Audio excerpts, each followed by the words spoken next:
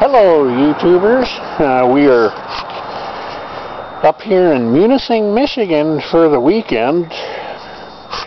Thought I'd show you a little something here. This is my 1992 Ford truck, and one thing that Fords are known for is leaky oil pans. And if you look right up there, you'll see that my oil pan's leaking oil due to a rust hole. At any rate, Fords are notorious for the oil pans rusting out. And so this truck has to go into the shop next week to have the oil pan replaced.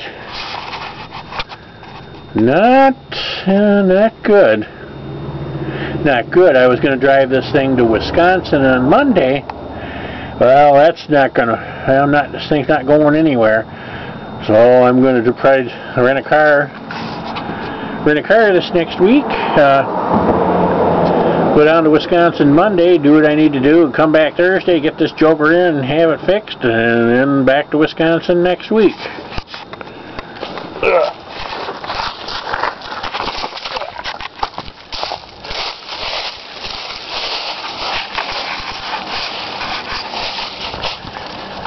Well, aside from that, she's in pretty good shape. Interior still looks good. Now there's the redneck seat repair.